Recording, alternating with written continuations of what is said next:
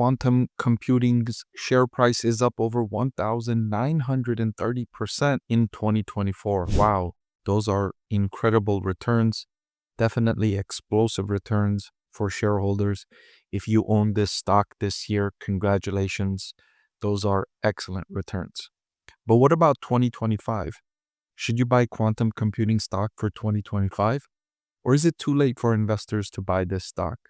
I'm going to answer that question in this video and let you know if I think the stock is a buy, hold, or a sell going into 2025, looking at its financial metrics and comparing it to its valuation, and also evaluating the balance sheet and making my estimate or my rating for where I think this stock lands on that spectrum of buy, hold, or sell. Let's take a look. I want to thank the Motley Fool for sponsoring this video. Visit fool.com/Parkev for the 10 best stocks to buy now. Look at these phenomenal returns for quantum computing share price, ticker symbol QUBT. Most of those gains coming late in the year, as is the case with the other quantum computing stocks, including Rigetti Computing and IonQ. All three of these stocks gained most of the increases later in the year. And the reason for that is because that's when Alphabet made the breakthrough in quantum computing. And that breakthrough gave investors excitement about the potential of the industry. And that drove these increases in the share prices for companies like quantum computing, IonQ, Rigetti, and other quantum computing stocks. Interestingly, these stocks gained way more than Alphabet did, even though Alphabet was the one that made the breakthrough. Now, the major reason for that is because Alphabet is a multi-trillion-dollar company valuation already, and these quantum computing stocks are much, much smaller. So Alphabet did gain a few percentages on the day it made the announcement, but those few percentage point increases for Alphabet was something like a $50 billion increase in valuation, whereas these 1,000% increases in the quantum computing stocks were only several $100 million increases in market cap, just because the size of the companies are so different. Now, one of the things I'm evaluating with these quantum computing stocks is how much revenue have they generated already? And quantum computing is on the smaller end of the spectrum when comparing with the other quantum computing stocks. It's only generated $386,000 in revenue over a trailing 12-month period. Only $386,000 in revenue over a trailing 12-month period. That's very small when you're evaluating publicly traded companies. And it's very small when you compare it against its cash flow from operations, which were negative 17 million in the most recent trailing 12-month period. So quantum computing is still in its very early stages, still trying to develop the technology, still doing research and development rather than making sales and taking orders at this point in its cycle. So it's very early days for quantum computing. And so when a company's in this stage, I always look at the balance sheet because I want to see how much cash they have, what's their timeline for when they will run out of cash. Quantum computing has about $3 million in cash on hand, and it already has $6.5 million in long-term debt. This company is more indebted compared to the cash of the other quantum computing companies I've evaluated, including Rigetti and IonQ. And if you compare the cash balance of $3 million with the cash burn of roughly $1 million per month, you see that they have a couple of months of cash left. However, they have raised significant sums of capital in recent days and recent weeks, so it's likely that their cash balance is actually much higher than where it's showing in this statement here. And when the company announces its next earnings release, we'll see those new numbers incorporated into the company's balance sheet.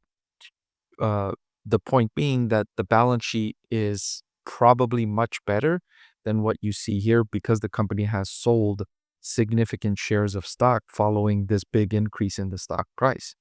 So it's like when you own a business and the price of your business goes up by 2,000%, like quantum computing has, you can opportunistically sell a percentage of your business and get cash while the price is super high. And the quantum computing companies like quantum computing stock have done that. They've all capitalized on the increase in interest in the industry. They've all raised millions and millions of dollars while they can. That's an opportunistic time to raise capital to give themselves time. And they have a lot of smart people working at the company. And if they have more money, they can continue to pay these smart people to continue to do research and development and come up with technologies, come up with innovations that can translate into commercial application, that can translate into something that enterprises can use to improve their business, either by increasing sales or cutting costs.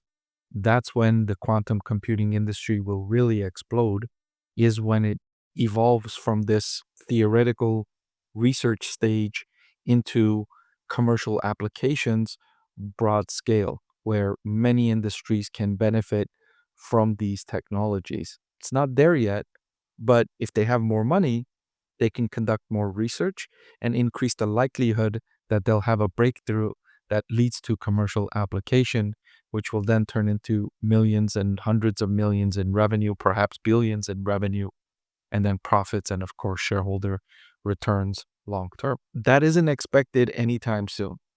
So for 2024, the analysts on Wall Street expect the company to lose 25 cents per share on the bottom line. And for 2025, they expect it to lose 21 cents on the bottom line.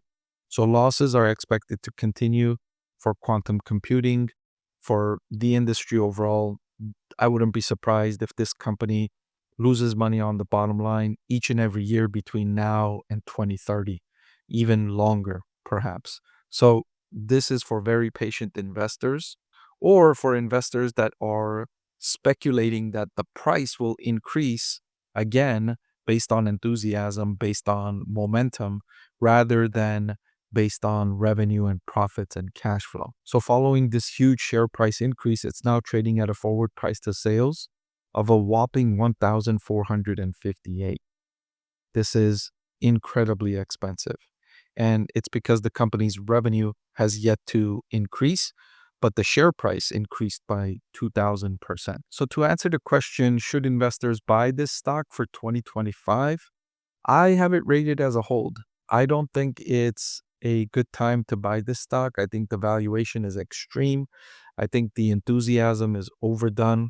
I think it would be more prudent to wait further for either a big price decrease or an increase in revenue before making a purchase of this stock for 2025. Hey everyone, I'm excited to announce that my book is finally available for sale.